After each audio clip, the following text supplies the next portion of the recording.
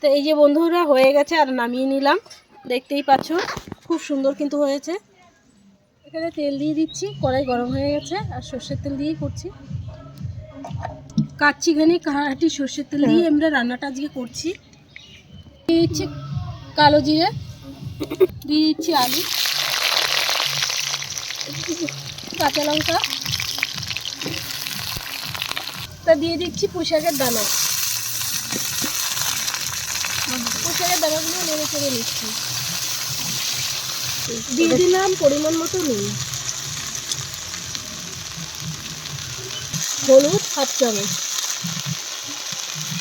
তা ভালো করে ভেজে নিচ্ছি নেড়ে চেড়ে। দিয়ে দিচ্ছি সর্ষে পোস্ত বাটা, আর দিয়ে দিচ্ছি এর ভিতরে একটুখানি জিরে বাটাও নিয়েছিলাম। ভালো করে নেড়ে চেড়ে একটু জল দিয়ে দেবো। দিয়ে দিচ্ছি জল, গামাখা গামাখা করবো তরকারিটাকে। কালারটা কত সুন্দর এসছে বলো তো।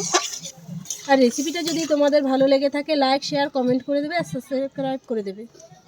যে হয়ে গেছে, একটু মিষ্টি দিয়ে দেবো,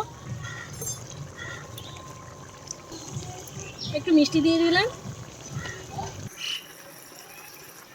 দিয়ে দিচ্ছি ধনে পাতাগুলোকে, আর ধনে পাতা দিয়ে নেড়ে চেড়ে নামিয়ে দেবো। আর যে দেখো পুরো গামাখা গামাখা হয়ে গেছে, এবার আমরা নামিয়ে দেবো। নামিয়ে দিলাম।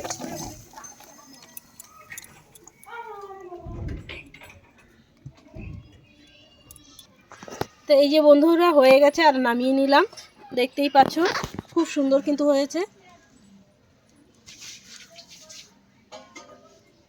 সবাই মিলে কিন্তু খেয়ে নিচ্ছে আর কিন্তু খুব দারুণ হয়েছে খেতে। তোমরাও করে খেও, খুবই ভালো লাগবে। তো এইখানেই রাখছি আমরা।